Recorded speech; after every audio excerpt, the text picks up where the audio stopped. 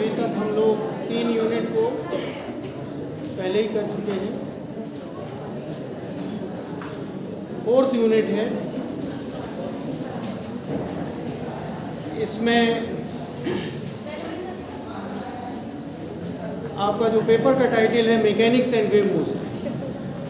तो अभी तक जो भी सिलेबस चल रहा था वो मैकेनिक्स का। अब इसमें वेव मोशन होगा, लेकिन वेव मोशन के पहले हम लोग को सिंपल हार्मोनिक मोशन पढ़ना पड़ेगा, क्योंकि वेव के लिए आप अच्छे से जानते हैं कि अगर मैकेनिकल वेव्स हैं तो पार्टिकल्स जो भी मीडियम के होते हैं वो टू एंड फ्रो वाइब्रेट करते हैं, ऐसा आपने पढ़ा होगा। Either in the direction of propagation of the wave और perpendicular to the direction of propagation of wave. माने जिधर वेव जा रही है उसी दिशा में माध्यम के कण दोलन करते हैं या उसके लंबवत दिशा में दोलन करते हैं, ऐसा आपने पढ़ा है। हिंदी मीडियम वालों के लिए ऐसा बोलना जरूरी था। तो सिंपल हार्मोनिक मोशन क्या होता है ये हम लोग को जानना बहुत ही अच्छे तरीके से ज़रूरी है। पहला दिन है, एक तरीके से हम इंट्रोडक्शन ही डिस्कस करेंगे। आपने जो कुछ पढ़ा है पहले उसको मैं याद दिलाना चाहूँगा, तब मैं सिलेबस पे आऊँगा। अगर पहले तो हम जाने पीरियोडिक मोशन क्या होता है। पीरियोडिक मोशन,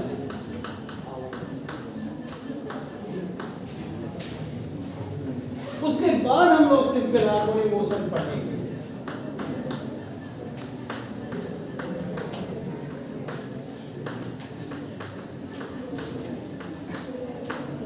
आपने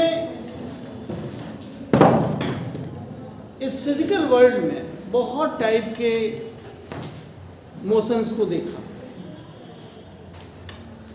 आपने इसके पहले पढ़ा कि प्लैनेट्स के मोशन है, मोशन ऑफ प्लैनेट्स आपने पढ़ा, प्लैनेट्स, सैटेलाइट्स पढ़ा, सर्कुलर मोशन पढ़ी,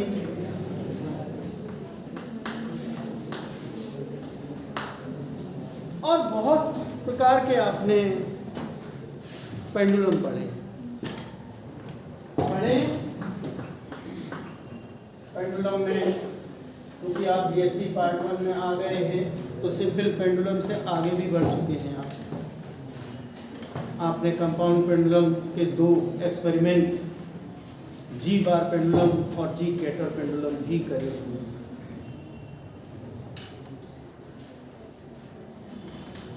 आप जानते हैं कि कोई भी प्लैनेट इलिप्टिकल ऑर्बिट में रिवॉल्व करता है सन के अराउंड। एक प्लैनेट की हमने ये ऑर्बिट बनाई, दूसरे ऑर्बिट दूसरे प्लैनेट की होगी, तीसरे प्लैनेट की कोई और ऑर्बिट होगी। सैटेलाइट भी प्लैनेट्स के अराउंड रिवॉल्व करते हैं। तो इनमें होता क्या है कि ये पीरियोडिक मोशन है, इनका टाइम पीरियड फिक्स होता है। एक निश्चित समयांतराल में अगर वो अपने पाथ को रिट्रेस करते रहे तो वो पीरियोडिक मोशन कहलाता है। सर्कुलर मोशन में भी एक पार्टिकल एक सर्कुलर पाथ पे मूव करता रहता है। एक चक्कर पूरा हुआ, दूसरा चक्कर पूरा हो गया, तीसरा चक्कर पूरा हो गया, चक्कर ही लगते रहते हैं। कार का पहिया चलता है, स्कूटर का पहिया भी चलता है ना। तो जितनी भी चीज साइक्लिक है वो सब एक निश्चित टाइम पीरियड के साथ होती हैं मोशंस। खूब अच्छे से आप बहुत सरल तरीके से इस भौतिक जगत को जान सकते हो। ये नेचर ने गिफ्ट किया हुआ। नेचर का जो एग्जिस्टेंस है वो ऐसे ही मोशन से मिलके बना हुआ है। आप पूरे इनफाइनाइट से शुरू किए, एक सोलर सिस्टम है, दूसरे सोलर सिस्टम है, तीसरे हैं, चौथे हैं, बहुत सारे सोलर सिस्टम्स हैं। तो इनमें सब में सबको हम एक सब डिफरेंट स्टार्स के अराउंड, यानी डिफरेंट सन के अराउंड उनकी फैमिलीज बनी हुई हैं, और इस तरीके से पूरा जो ब्रह्मांड है या यूनिवर्स है उसका कंपोजिशन है। हम साधारण तौर पर सर्कुलर मोशन को व्यवहार में देखते हैं, वृत्ति गति को व्यवहार में देखते हैं। तो जो हम लोग व्यवहार में आराम से करते कराते हैं उसमें तो जरूरी नहीं कि फिक्स्ड एंगुलर वेलोसिटी हो उसकी। जैसे आप कार चलाते हो, एक्सीलरेटर घुमाया, उसकी स्पीड बढ़ती चली जाती है, वो निश्चित समयांतराल नहीं होता। हाँ, लेकिन अगर स्पीड कांस्टेंट हो जाती है, एंगुलर स्पीड कांस्टेंट हो जाती है, तो निश्चित समयांतराल में हो जाता है। ठीक है, एक्सीलरेटर का मतलब त्वरण उसमें आना। दो टाइप की वेलोसिटी होती है, एक लीनियर वेलोसिटी होती है, दूसरी एंगुलर वेलोसिटी, यानी कि रेखीय वेग और कोणीय वेग दोनों ही आप पढ़ते हो। इसके अलावा जब पदार्थ की रचना में आप पहुंचते हैं तो वहां भी आपको न्यूक्लियस या नाभिक के इर्द गिर्द इलेक्ट्रॉन को चक्कर लगाते हुए आप कोई भी मॉडल हो उसमें प्रपोज किया गया है। एटम को देखा तो किसी ने नहीं, दिखेगा भी नहीं, क्योंकि ईश्वर ने हमको ऐसी आंखें ही नहीं दी हैं जिससे हम हूबहू उसको देख पाए। सहारा लेते रहते हैं, कोशिश करते रहते हैं, इसी में रिसर्च करते हैं। हम लोगों ने मैग्नीफाइंग ग्लास बनाया छोटी चीज को बड़ा करके देखने के लिए, फिर माइक्रोस्कोप बना डाला और मेहनत करी, ऑप्टिकल माइक्रोस्कोप जिसमें प्रकाश की किरणें प्रयोग होती हैं वो ऑप्टिकल माइक्रोस्कोप कहलाता है। कितनी छोटी चीज आप देख सकते हो, ये शायद मैं पहले बता चुका हूं। कोई बताएगा? मैं पहले बता चुका हूं। अरे माइक्रोस्कोप भी यूज करोगे, प्रकाश प्रयोग करोगे, तो भी आप माइक्रोस्कोप का यूज करके कितनी छोटी चीज तक देख पाओगे? बताया पहले कभी नहीं? सर इलेक्ट्रॉन भी देख सकते हैं? अरे जो मूवमेंट वगैरह। अरे मैं साइज वाइज देख रहा हूँ भाई। आप एक डायमेंशन, एक स्केल मान के चलते हो, मीटर, सेंटीमीटर, एंगस्ट्रॉम वगैरह वगैरह, तो कितनी छोटी चीज तक को आप अपनी आंखों से देख पाते हो? ये तो आपको पता है कि बहुत ज़्यादा छोटी चीज़ नहीं देख पाते हैं। 1 मिनट तक का एंगल जो कोण बनता है हमारी रेटिना पे, अगर वो 1/60 डिग्री तक का है हमारी आंख पे बनता है, तो हम चीज़ दिखाई दे जाए। जो हमारा आवर्धक लेंस या मैग्नीफाइंग ग्लास है वो क्या करता है? इसी एंगल को बढ़ा देता है। क्या करता है? उसी कोण को बढ़ा देता है। यही तो होता है। तो बढ़ा भी दिया, कोण बड़ा हो गया, तो छोटी चीज होते हुए भी वो कोण बड़ा होकर दिखने लगा, माने हमारी आंखों को दिखने लगा। अब वो एक सीमा तक जो भी उसकी फोकल लेंथ होगी उसी हिसाब से कर पाएगा मैग्नीफाइंग ग्लास। अब वो टेक्नोलॉजी ऐसा तो नहीं कि किसी भी कोई भी फोकल लेंथ का आप बना पाएंगे, उसकी भी सीमाएं होती है, हर चीज़ की लिमिट होती है। तो 2 लेंस को यूज़ करके, एक आई लेंस और एक ऑब्जेक्टिव लेंस यूज़ करके कंपाउंड माइक्रोस्कोप या जिसको संयुक्त सूक्ष्मदर्शी कहते हो वो बनाया गया। तो वो और ज़्यादा मैग्नीफाई करने लगा, यानी एंगल और बड़ा बनाने लगा। आप दो चीज़ों का उपयोग करते हो।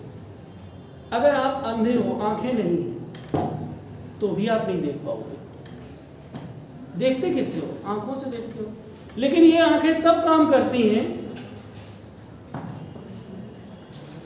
जब प्रकाश होता है, यानी लाइट के बिना क्या आप देख सकते हो? हमारी जो रेटिना है उस पर सेंसेशन ऑफ विजन आती है, तब कहीं हम देख पाते हैं। यही तो होता है। तो प्रकाश का उपयोग करके आप देख सकते हो। तो प्रकाश का उपयोग करके जो हमारा जो सूक्ष्मतम देखने का जो प्रयास है, वो प्रयास करने के लिए जो डिवाइस बनी है उसका नाम है कंपाउंड माइक्रोस्कोप। ठीक है। और प्रकाश जो हमारा साधारण प्रकाश होता है या नेचुरल प्रकाश है, नेचुरल लाइट है, उसमें कई वेवलेंथ होती है। आपने स्पेक्ट्रम पढ़ा है, तो उसमें सबसे कम वेवलेंथ होती है वायलेट में। वो 4000 एंगस्ट्रम यूनिट उसका वेवलेंथ होता है। 4000 एंगस्ट्रम पढ़ा है आपने। तो ये देखा गया है, मैं बहुत लंबा नहीं खींचूंगा, 4000 एंगस्ट्रम की वेवलेंथ वाली प्रकाश प्रयोग करिए ऑप्टिकल माइक्रोस्कोप के द्वारा, और बेस्ट टेक्नोलॉजी इस्तेमाल करके आपने आइडियल लेवल पे आपने माइक्रोस्कोप बनाया, तो भी आप 2000 एंगस्ट्रम यूनिट वाली चीज को ही आप देख पाओगे। कितनी बड़ी? लैम्डा बाई, अगर ये लैम्डा है तो लैम्डा बाई की। अगर आप वही लाल प्रकाश से देखना चाहो जिसकी वेवलेंथ सबसे ज़्यादा है, तो अगर आप 8000 कहते हो तो सिर्फ 4000 एंगस्ट्रम यूनिट वाली चीज़ देख पाओगे। जितनी छोटी वेवलेंथ होगी प्रकाश की, उतना ही आप छोटा आकार देख पाओगे। और ये आपने पढ़ा है कि एक एटम का साइज एंगस्ट्रम में होता है, 1 एंगस्ट्रम पढ़ा है आपने।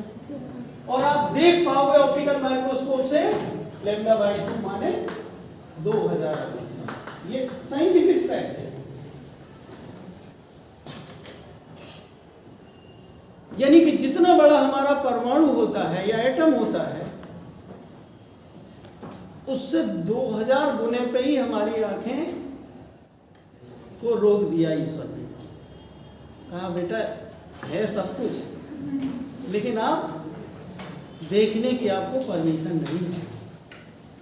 आपको परमिशन तो हमने कम दी थी, लेकिन साथ में तुमको दिमाग दे दिया था, और उसने दिमाग और जो चीजें पदार्थ जगत में दी थी, इनका उपयोग किया, टेक्नोलॉजी डेवलप की, और आपने मैग्नीफाइंग ग्लास बना डाला, कंपाउंड माइक्रोस्कोप बना डाला। बेटा तुम बनाओ, कितना बनाओगे? हम यहाँ पर सीमा आपकी सीमा समाप्त। अब इससे छोटे की चीज को है चीज, लेकिन दिखेगी नहीं। आसमान में बहुत ऊंचाई पे क्या कोई पक्षी उड़ रहा है, क्या आप देख पाते हो? क्योंकि वो एंगल छोटा हो जाता है। फिर आप दूरबीन लगा के देखते हो, दूरबीन माने टेलीस्कोप, तो वही एंगल बड़ा हो जाता है तो दिखने लगती चीज। यही तो होता है। तो अब चूंकि ईश्वर का ही संतान है हम लोग, तो हम लोग ईश्वर से मुकाबला तो करते ही रहते हैं कि आपने हमको दिया है, मैं खोजूंगा जरूर। क्योंकि आगे मतलब लगातार नेचर को जानने की प्रक्रिया चलती रही, तो यह पता चला कि जो मैटर वेव्स हैं, माने मैटर के साथ साथ उसके साथ वेव भी एसोसिएटेड होती है, ड्यूअल नेचर। तो जो इलेक्ट्रॉन होते हैं, इलेक्ट्रॉन के साथ जो वेव एसोसिएटेड होती है, उसका जो वेवलेंथ होती है वो 1 एंगस्ट्रम की होती है। तो उन्होंने कहा हम लाइट से बनाएंगे नहीं भाई, इलेक्ट्रॉन को भी हम सामने न देख पाएंगे, लेकिन एक किसी स्क्रीन पे अगर वो कोलाइड करती है तो चमक उत्पन्न करती है। टीवी ये जो भी चीज़ें होती हैं तो वो चमक उत्पन्न करती है, तो इनडायरेक्टली देख सकते हैं, मतलब अप्रत्यक्ष रूप से उसको जिसको कहते हैं डिटेक्शन कहते हैं, वो डिटेक्ट कर सके। समझ पा रहे हैं मेरी बात? तो उससे आप एक अंगस्ट्रम साइज पे पहुंच सकते हो, और उस डिवाइस का नाम, चूंकि उसमें लाइट की जगह पे इलेक्ट्रॉन को यूज किया जाता है, इलेक्ट्रॉन बीम यूज की जाती है, या इलेक्ट्रॉन वेव्स, सीधी सी कहें कि इलेक्ट्रॉन वेव्स यूज की जाती है, तो वो इलेक्ट्रॉन वेव्स कहलाती है। क्या कहलाती है? और उसमें इलेक्ट्रॉन वेव्स यूज करी जाती है, तो उस माइक्रोस्कोप का नाम ही होता है इलेक्ट्रॉन माइक्रोस्कोप। आपने नाम सुना होगा माइक्रोस्कोप, उसके नाम पे मतलब माइक्रोस्कोप का नाम ही इलेक्ट्रॉन माइक्रोस्कोप। इनके जो है कई होते हैं, टैम, सैंड, एक और एटॉमिक फोर्स दूसरे तरीके से बनता है, उसकी थोड़ा सा सिद्धांत अलग है। एटॉमिक फोर्स माइक्रोस्कोप, ये हाई रिजोल्यूशन वाले में HR टैम हो जाता है, और भी आगे एडवांस में चले गए। High resolution tunnelling electron microscope, ये स्कैनिंग इलेक्ट्रॉन माइक्रोस्कोप। तो इस तरीके से ये सब चीजें बनाई गई, तो हम डिटेक्ट करते हैं, ना कि हूबहू देख पाते। ये कहानी है। लेकिन मॉडल्स के थ्रू आप जान रहे हो कि न्यूक्लियस के अराउंड इलेक्ट्रॉन्स चक्कर लगाते हैं अपनी अपनी ऑर्बिट में, तो ऑर्बिटल मोशन होती है। मैं घुमा फिरा के इतने सारे उदाहरण इसलिए दे रहा था कि आप सिर्फ रटने वाली चीज मान के किसी सिलेबस में है सिंपल हार्मोनिक मोशन होता है F=-CX से पढ़ना शुरू कर देते हो।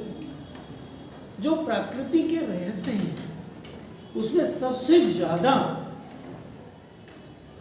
रहस्यमयी जो तथ्य हैं, जिनको सरल तरीके से आप रहस्यमयी से सरल समझ सकते हो, उसकी बारे में जान सकते हैं। आपको मैं ये बताना चाहता हूँ कि जो वाइब्रेटरी मोशन है, ये बहुत ही बेसिक नेचर के साथ जुड़ा हुआ है। आप देखिए ब्रह्मांड में भी, आप पूरा यूनिवर्स में जो बड़ी बड़ी भारी भारी जो बॉडीज़ हैं, वो भी अपना निश्चित किसी समयांतराल में, ये बात अलग है कि ग्रेविटेशनल फोर्स उसका कारण बनता है, न्यूक्लियस के अराउंड इलेक्ट्रॉन चलने के लिए जो दो चार्जेस के बीच में कोलम्बियन फोर्स काम करता है, वो एक अलग बात है। व्यवस्था है, ये प्रकृति के द्वारा दी गई व्यवस्था है। तो इसमें हम ये बताना चाह रहे थे कि पीरियोडिक मोशन को आप जान लीजिए कि प्रकृति ने गिफ्ट करी है, और इसको हूबहू आप जानो कि एक अगर कोई बॉडी बार बार एक निश्चित समयांतराल में या एक पीरियोडिक टाइम में रिट्रेस करती है अपना पाथ, तो उसको पीरियोडिक मोशन कहते हैं। अब सर्कुलर मोशन में भी आप सिंपल हार्मोनिक मोशन पढ़े होंगे 11th में, कि जो हमारा जो ये होता है ना, फुट ऑफ दी परपेंडिकुलर, यहाँ है इन पोजीशन से, तब यहाँ मैक्सिमम डिस्प्लेसमेंट पे है। तो इसमें भी आपने पढ़ा था simple harmonic motion. Circular motion simple harmonic motion नहीं है। Foot of the perpendicular drawn from the particle moving on circular path is in simple harmonic motion. उसमें आपने पढ़ा होगा x = a sin ωt + y, उसी से निकाला होगा आपने, पढ़ा था आपने। तो सर्कुलर मोशन को आप सिंपल हार्मोनिक मोशन नहीं कहोगे, लेकिन foot of the perpendicular drawn on the diameter of the circle, foot का मतलब ये सेंटर है। कभी यहाँ पे ये x डिस्प्लेसमेंट, जब यहाँ से यहाँ तक आया तो मैक्सिमम डिस्प्लेसमेंट से यहाँ पे फुट ऑफ द परपेंडिकुलर बिल्कुल सेंटर पे आ गया, तो 0 डिस्प्लेसमेंट होगा। इसी को मीन पोजीशन आप कहोगे, foot of the perpendicular. Foot of the perpendicular ये है, यहाँ पे था तो ये था, यहाँ पे था तो ये था, यहाँ पे है तो ये, यहाँ पे है तो ये फुट ऑफ द परपेंडिकुलर को आप देखना है, सिर्फ इसका पैर देखना है।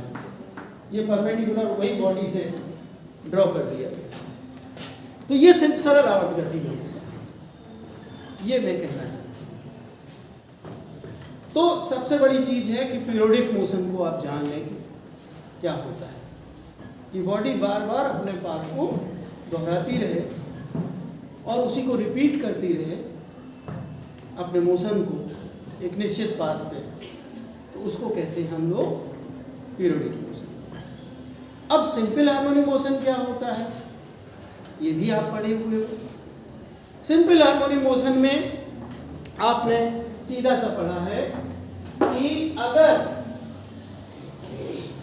मीन पोजीशन से बॉडी को डिस्प्लेस कर दिया जाए, वो कारण भी हम लोग डिस्कस करेंगे कि क्यों होता है क्या होता है, लेकिन अभी सिर्फ याद दिला रहा हूँ जो आपने पढ़ा है, जस्ट हम रिवाइज करवा रहे हैं, दोबारा दिखा रहे हैं जो आपने देखा हुआ है अपने पिछली क्लासेस में, जिसको कहते हैं रिव्यू, है ना। तो अब आप देखिए कि जो उसमें लगने वाला फोर्स होता है, एक जो उसकी इक्विलिब्रियम पोजीशन होती है किसी भी बॉडी की, उससे हम कुछ उसको हटा देते हैं। हटने के बाद क्या होता है कि उस पर एक फोर्स काम करता है उस इक्विलिब्रियम पोजीशन पे लौटने के लिए, और उसी को हिंदी में प्रत्यानयन बल कहते हैं, अंग्रेजी में रीस्टोरिंग फोर्स कहते हैं। और अगर ये डिस्प्लेसमेंट के डायरेक्टली प्रोपोर्शनल है,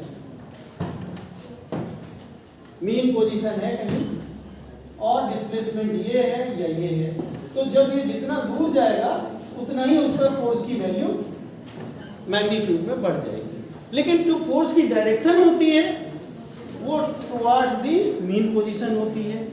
डिस्प्लेसमेंट तो आपका दूर हटने पे बढ़ रहा है, लेकिन दिशा जो है उसकी फोर्स की वो होती है मीन पोजीशन की तरफ से, तो इसलिए डायरेक्शन को करने के लिए हम माइनस साइन लगाते हैं। समझ गए ना। अब जब हम प्रोपोर्शनलिटी का फिजिक्स में साइन हटाते हैं तो एक प्रोपोर्शनलिटी कांस्टेंट आता है। ये बेसिक इक्वेशन होती है सरल आवर्त गति की या सिंपल हार्मोनिक मोशन। पढ़ा हुआ है आपका, कोई हम नई चीज़ नहीं बता रहे हैं। ये हम लोगों ने इस प्रकृति को जानने के चक्कर में सारे प्रकार के मोशन को स्टडी हम लोग माने जो फिजिक्स के, पहले तो फिजिक्स केमिस्ट्री मैथ सब बहुत ज़्यादा बटे हुए नहीं रहे होंगे, बहुत सारे मैथमेटिशियन ने फिजिक्स का काम कर डाला या फिजिक्स वाले ने मैथमेटिक्स वाला काम कर डाला, बाद में सब्जेक्ट इधर उधर बट गए। मैं ये कहना चाहता हूँ कि जो प्रकृति की जो उत्पत्ति है, जो भी इवैल्यूएशन हुआ है, इसमें सिंपल हार्मोनिक मोशन का बहुत बड़ा रोल है। बिना सिंपल हार्मोनिक मोशन के कोई वेव नहीं ट्रेवल कर सकती, और हर पार्टिकल जो एटॉमिक मैग्नीट्यूड है जिसके रिपीटिशन से ये वर्ल्ड बना है, ये जो चाहे एटम हो चाहे कोई भी पार्टिकल हो, न्यूक्लियस के अंदर न्यूक्लियॉन्स हो, उनके साथ भी वेव एसोसिएटेड है। Without wave you cannot imagine the constitution of this physical world and its activities.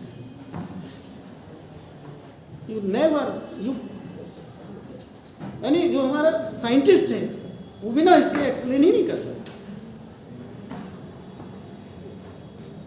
और इसमें जो हमारा जो आध्यात्मिक जगत है उसमें भी शुरुआत ओम से या आमीन से, या मतलब डिफरेंट जो हमारे जो बेसिक क्रिएशन के लिए बातें बताई गई हैं उसमें भी वहीं से कहा है। इसलिए फिजिक्स को आप उस एंगल से पढ़ेंगे तो बहुत इंटरेस्ट आएगा, ठीक है ना चीज़। तो सिंपल हार्मोनिक मोशन को आप उसी इंटरेस्ट के साथ पढ़ें जिस इंटरेस्ट के साथ आप स्ट्रेट लाइन मोशन पढ़ रहे थे, या आप सर्कुलर मोशन पढ़ रहे थे, रोटेटरी मोशन पढ़ रहे थे। चूँकि origin of the universe, to know about more and more about this materialistic world, you have to know about simple harmonic motion. ये जितने भी टॉपिक्स होते हैं सिंपल हार्मोनिक मोशन के, चाहे क्वांटम मैकेनिक्स में आप जाएंगे कितने भी एडवांस स्टेज में जाएंगे, बिना सिंपल हार्मोनिक मोशन के कोई भी चीज़ को आप इंटरप्रेट कर ही नहीं पाएंगे, किसी चीज़ को आप समझा नहीं पाएंगे। आप सिर्फ सिंपल पेंडुलम दिमाग में आता है, सिंपल हार्मोनिक मोशन, उसके आगे आप नहीं जा पाते, जबकि सब जगह सिंपल हार्मोनिक मोशन। समझ गए ना? तो अब जब इस शब्दों में आप बोलते हो इसको F equal to minus c x को, तो आप क्या बोलोगे?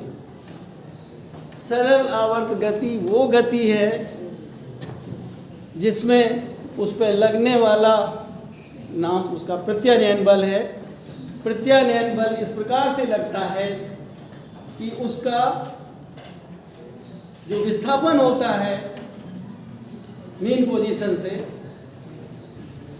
वो विस्थापन के सीधे समानुपाती होता है और बल की दिशा मीन पोजीशन की तरफ होती है। तो वो सरल आवर्त गति कहलाती है। ठीक है? अब इसकी अगर डिफरेंशियल इक्वेशन बनानी हो तो हम आसानी के साथ बना सकते हैं। जैसे कि एग्जाम्पल्स की बात और करें, उसके बाद डिफरेंशियल इक्वेशन पे आए। आपने बहुत सारे एग्जाम्पल्स पढ़े। कौन कौन से एग्जाम्पल पढ़े, कौन कौन बताएगा? हिंदी वाले सरल लोलक कहते हैं, अंग्रेजी वाले सिंपल पेंडुलम कहते हैं। स्प्रिंग मास सिस्टम भी आपने पढ़ा होगा। स्प्रिंग आप वर्टिकल आप लटका लीजिए, हॉरिजॉन्टल मूव करा लीजिए, ये आपने पढ़ा। उसके अलावा यूट्यूब में पानी भर दीजिए, थोड़ा सा डिस्प्लेस कर दीजिए, मानी बिना सिंपल हार्मोनिक, हर चीज़ सिंपल हार्मोनिक मोशन में मोस्टली होने लगती है। तो बहुत सारे एग्जाम्पल्स आपने देखे। और सिंपल पेंडुलम के आगे की बात आप इसमें पढ़ना ही पढ़ना है, कंपाउंड पेंडुलम। उसके अलावा इलेक्ट्रिकल ऑसिलेशंस में आप एलसी सर्किट पढ़ेंगे। तो ये एग्जाम्पल्स आपको पढ़ने हैं। अब ये जो बेसिक इक्वेशन है F equal to minus c x, इसको आप क्या कहते हो? Mass into acceleration equal to minus c x. अब डिफरेंशियल फॉर्म में अगर हम वन डायमेंशनल लेते, चूंकि हमने x लिया है, y z नहीं लिया, वन डायमेंशनल हम लेके चल रहे हैं। ठीक है? तो इसको आप क्या कहोगे? dv by dt। एक्सीलरेशन को या त्वरण को क्या कहते हो? Rate of change of velocity. भाई अगर कोई परिवर्तन होता है, और वो परिवर्तन बिना समय में तो हो ही नहीं सकता, कोई चीज़ बिना समय के होती नहीं है, तो उसका जो दर है परिवर्तन की, उसी को आप एक्सीलरेशन कहते हो, और v को आप dx बाई dt कहते हो। तो जो हो गया m into d2x upon dt square equal to minus c x, है ना? तो इसी को आप लिख सकते हो m into x upon dt square plus c x equal to 0। हमने इधर लिया प्लस कर लिया, और d2x upon dt square plus c by m into x equal to 0। और c बाई एम को हम लिख देते हैं ओमेगा स्क्वायर, यानी omega equal to under root c by m. तो जब हम इसको इस रूप में लिखते हैं, मैंने आपने जो लिखी थी F equal to minus c x, modify करके हमने उसी इक्वेशन को लिखा d2x upon dt square plus omega square x equal to 0। This is known as differential equation. Differential equation of SHM। रट लो, बहुत जरूरी होता है, क्योंकि हम लोग सारी कैलकुलेशंस इसको सॉफ्टवेयर की तरह रट लो। अब जो पहले आप जिस ढंग से करते थे प्रॉब्लम्स, उस ढंग से न करके इस ढंग से करेंगे। सबसे पहले आप डिफरेंशियल इक्वेशन बनाएंगे और उसी से में कंपेयर कराएंगे। इस रूप में अगर लिखी हुई है तो ओमेगा स्क्वायर के जगह पर जो लिखा होगा उसी को ओमेगा स्क्वायर से कंपेयर करा दोगे, उसी से टाइम पीरियड फ्रीक्वेंसी सब निकलेगा। समझ में आ रही बात? चाहे वो सिंपल पेंडुलम करें, चाहे कंपाउंड पेंडुलम मतलब करें। कंपाउंड पेंडुलम का मतलब फिजिकल पेंडुलम भी उसका नाम है। समझ पा रहे हैं सब लोग? तो इसको बेसिक रूप में रख लीजिए। इसका सॉल्यूशन भी हम लोग निकालेंगे, बहुत आसान है।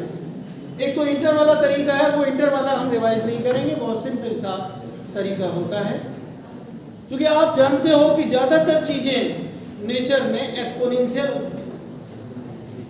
दी हुई हैं। जो नेचुरल जो वेरिएशंस हैं वो एक्सपोनेंशियल होते हैं, चाहे वो चार्जिंग डिस्चार्जिंग कैपेसिटर भी आप पढ़ चुके हैं शायद, वहाँ भी नेचुरल है। और x sorry e to the power i theta equal to क्या होता है? cos थीटा प्लस, ऐसे ही नहीं निकल आए हैं ये सब cos और sin हवा में से काल्पनिक बना लिए, कोई मतलब है? नेचुरल जो ट्रेंड है वेरिएशंस का वो एक्सपोनेंशियल में छिपा होता है। जो आप जैसे लिखते हो x equal to a sin omega t plus five या a sin ओमेगा t आपने कहा, ये बेसिकली जो है ना ये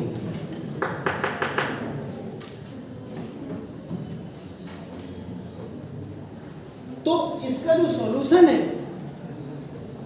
हम नेचुरल एक्सपोनेंशियल की पावर में लेंगे। Let the solution of this equation is, let the solution of the equation of this equation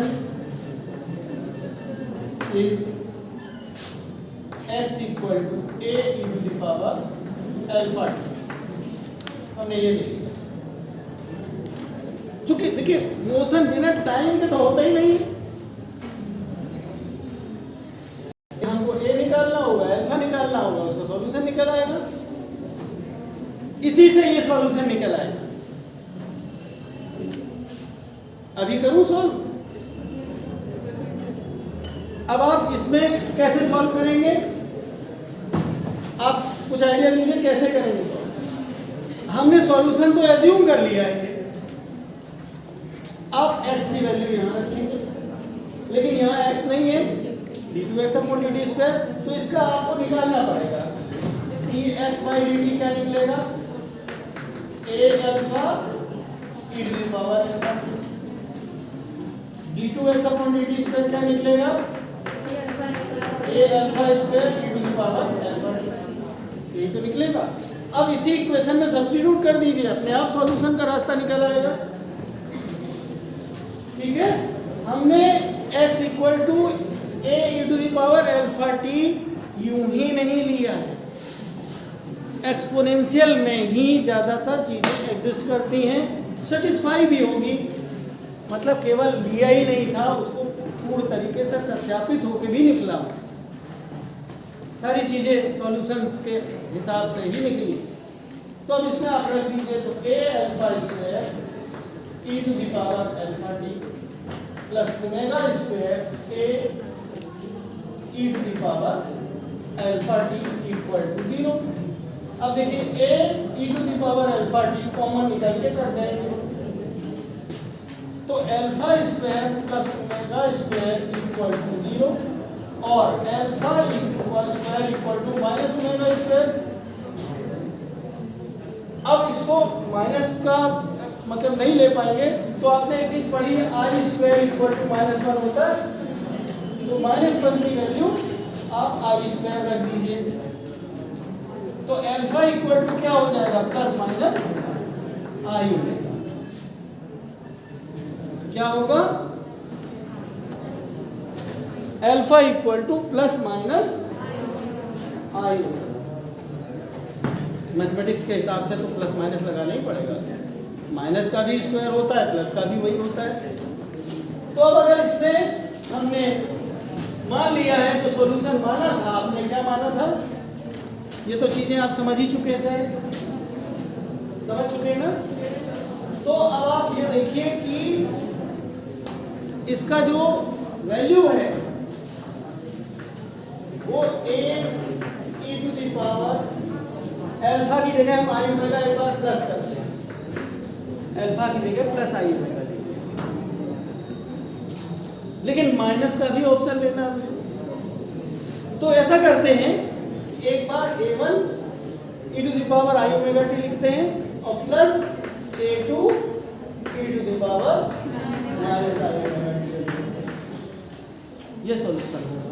solution यही है। अब ये बात अलग है कि जब हम इसकी वैल्यू रखेंगे आई ओमेगा टी की, cos omega T plus i sine omega T रखिए, अपने आप ही निकलेगा। इसको मिटा दूं,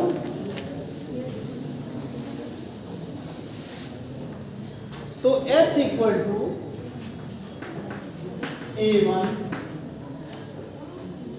cos omega T plus i sine omega T plus a2 cos omega t minus i sine omega t. कोई दिक्कत? e to the power minus में होता है cos theta minus i sine. अब जो है cos cos वाले इकट्ठे कर लीजिए, तो यहां पे हो जाएगा a1 plus a2 cos omega T plus i a1 minus a2 sine omega T. ये सॉल्यूशन हो गया।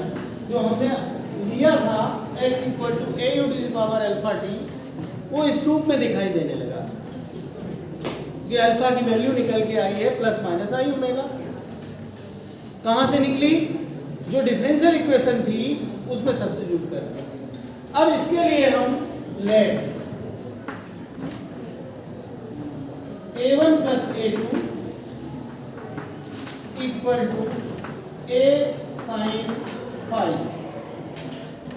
और i a1 minus a2 equal to a cos phi, ये हम लिख लेंगे। ये बात अलग है कि बाद में हम और इन चीज़ों को भी एनालाइज कर लेंगे, यही आपको करना है। अब इसमें सब्स्टिट्यूट करेंगे तो यहाँ पे क्या आएगा? a sine phi cos omega T plus a cos phi sine omega t. आया? तो अब जो है ये क्या है? a को कॉमन निकाल लीजिए, sine a cos b plus cos a sine b है कि नहीं है? तो क्या निकलेगा? ये निकल के आया x equal to a sine omega T plus phi. यही सॉल्यूशन आपने पढ़ा हुआ है इंटर में। हाँ, ये बात अलग है कि हम इनकी वैल्यूज और देखें कि अगर हम इनको डिवाइड कर दें तो फाई की वैल्यू हम निकाल सकते हैं, जो फाई हमने लिया है, जिसको आप इनिशियल फेज कहेंगे। तो इसको डिवाइड करेंगे तो क्या हो जाएगा? a कट जाएगा, तो 10 फाई क्या निकलेगा? a1 plus a2 upon i a1 minus a2। ठीक है? अब इससे फाई इक्वल टू, ये यही सब एग्जाम में आने वाली है ऑब्जेक्टिव में। 10 फाई, फाई क्या होगा? तो उसमें फाई के लिए हो जाएगा tan inverse a1 plus a2 upon i a1 minus a2। ठीक है? अब अगर स्क्वायर और ऐड कर दो इन इक्वेशंस को, तो a square sine square phi plus a square cos square phi, यानी कि होगा a square. Squaring and adding इनके नंबर बड़े होंगे, क्योंकि ऑब्जेक्टिव है, हम उस सीक्वेंस में नहीं कर रहे हैं। हम सीक्वेंस में भी अभी तो हमको एक एनर्जी वाला कंसेप्ट सबसे इम्पोर्टेंट है, उसको बताना होगा। ये कर लेंगे आप? तो मैं यही ख़त्म करता हूँ और उसके बाद कंटिन्यू करूँगा कल। Thank you very much.